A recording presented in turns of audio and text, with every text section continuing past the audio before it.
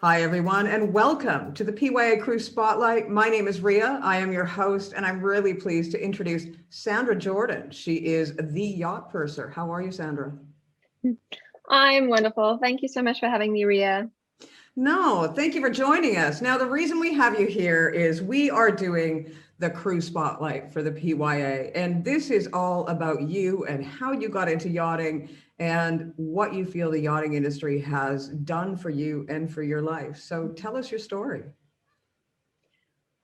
All right. Well, I am one of the yachties who landed my bum in the butter back in 2006 when the yachting industry was really, really small and it wasn't all over social media. And so there was a much higher demand for crew than there were jobs. So because I had friends who had completed the SCCW and done a season in France, and then they'd come back and told us all about this yachting industry. I went to do my SCCW and luckily had somebody who needed a stewardess. They were based in MB92 in Barcelona, and they were looking for a stew on the yacht. It was a 55 meter. And I just happened to know that chief stew's younger brother. We went to university together, and another friend of mine had also met them during their yachting journeys the year before.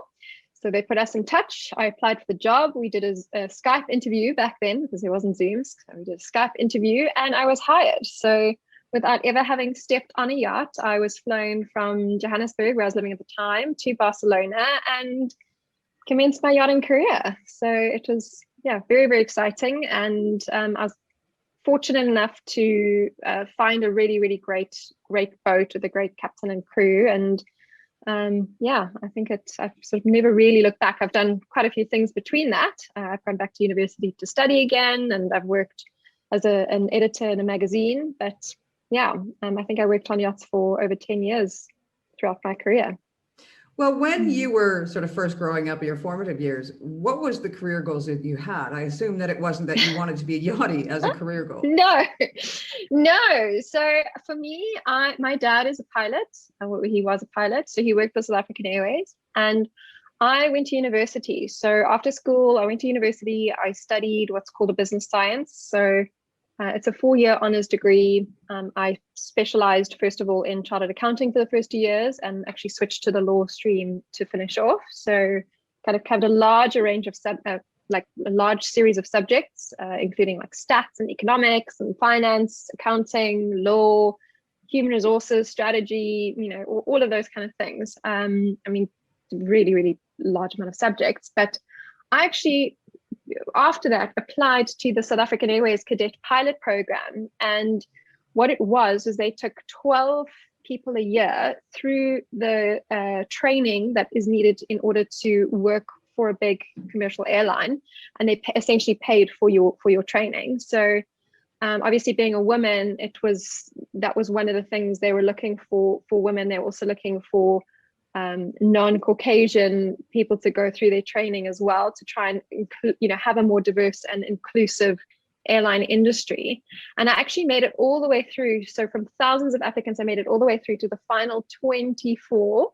So there was 24 of us left, and they were going to choose 12. And that's when I got the call about the yacht job and left. So I think for me, probably the biggest thing is that I always had this really big, desire to travel the world. I'd been lucky enough to have gone to many countries before that, just as the daughter of an airline pilot. So yeah, but I wasn't quite sure. I studied something at university that I wasn't 100% interested in. So it's tough. I think for me, the yachting industry really fulfilled that need for travel, and I think that working in luxury hospitality, it's very rewarding as well. So it's just that you get a lot of sense of pride in what you're doing. So just the work that you do, that you're at the top of your game in terms of the service that you're providing, and you get to interact with people you couldn't get access to in just a regular normal job. It's these very, very ultra high net worth individuals,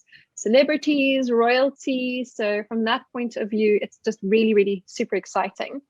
And so the skill set that you develop,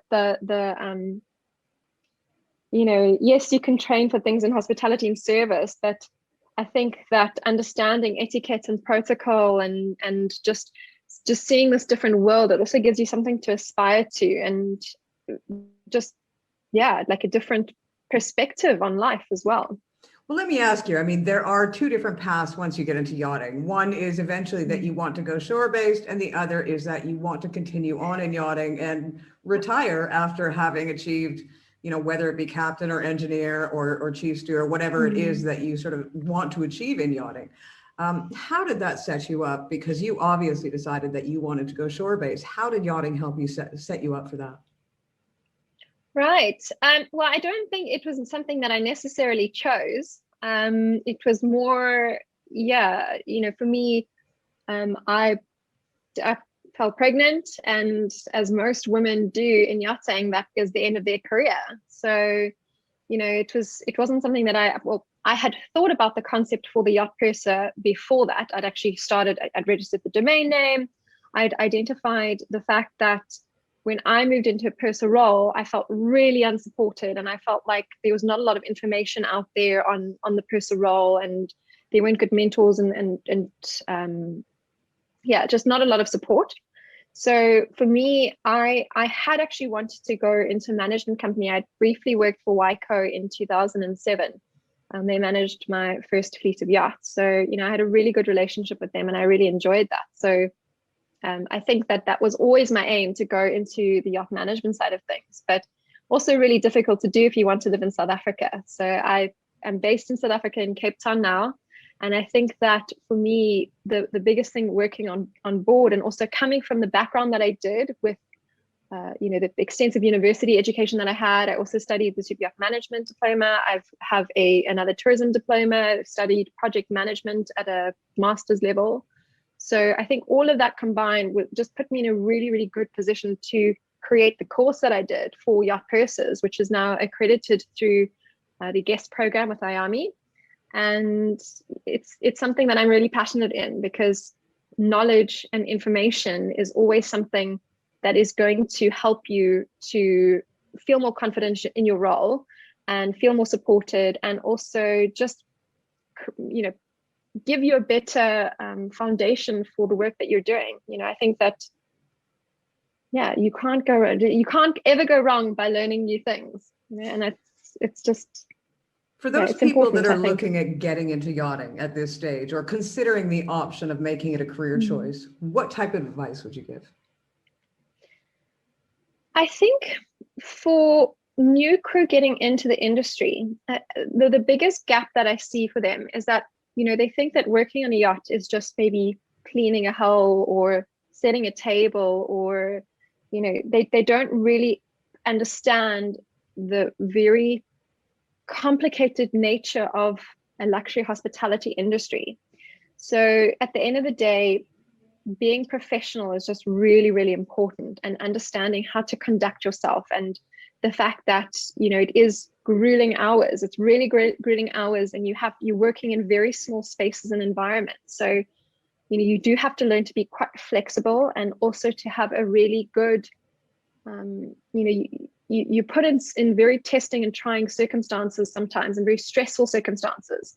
So being able to build that resilience, and also not take things personally, I think is very, very important. You know, upskill as much as you can. You know, there's just a large number of training schools who specialize in training new crew and providing them that gap between coming from shoreside to working on a yacht. So again, you know, don't expect that you'll just be provided with this training on board. Yes, there's always going to be an element of training you for that specific yacht, but, you know, if you come into the industry without knowing how all the different departments are, you know, how they're related and what they do, and, you know, some of the things that you can do to create these next level guest experiences, is always just going to be so valuable.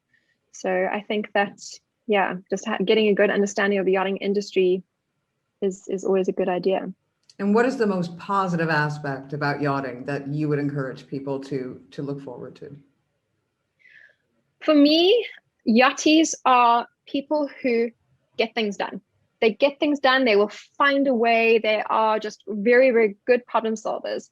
I see yachties, when they leave the yachting industry, just being very ready, if they're moving into a shore-based role, so moving ashore, because they're used to working under such great deals of stress, they can be put in stressful situations and be more resilient than their land-based counterparts who've never worked at sea. So I think it's also traveling gives you a very good and unique perspective on different cultures and tolerating different cultures. And so, being able to just have a better perspective on humanity. And, I see even now living back in South Africa, you can see the people who've traveled and the people who haven't. You can see the people who even have worked in yachting and who haven't. I would hire a yachty over a normal, regular, land-based professional any day, because I know that, they've just got a different mentality about completing work and just getting things done. Well, you know what, Sandra, we really appreciate your time. We know that you're an extremely busy lady because you have built yourself up a very successful business after having left, the seaside of yachting. Once again, we thank you for your time. We thank you for your time. No, it's all good for me. I love to see new crew coming into the industry, and I love to see just how each person has a different experience in yachting. And sometimes it's not all good, but at the end of the day, I find that also being able to look at things in a positive way sometimes, and being grateful for what you have rather than resentful of what you think you deserve, can often be the difference between enjoying a job and a position and not. So I'm not saying that if you're in a really bad situation and there's legally issues with that you shouldn't complain. Absolutely, you should. But I think sometimes the things that we think are maybe just, I don't like this person on board or that one, everything can be solved also with communication. And I think that that's just really, really important, is just to have a very good open line of communication. If you are going through some things personally, we all are human beings. We all go through things. And, being clear that maybe you need a bit of additional help or support, it sometimes goes a long way to just understanding everyone on board. Thank you very much for your words of wisdom. Once again, you've been watching another episode of PYA Crew Spotlight. This has been Sandra Jordaan, the yacht purser. We'll provide all of her information below, as well as the PYA. My name is Ria. I have been your host. Please tune in again for another episode.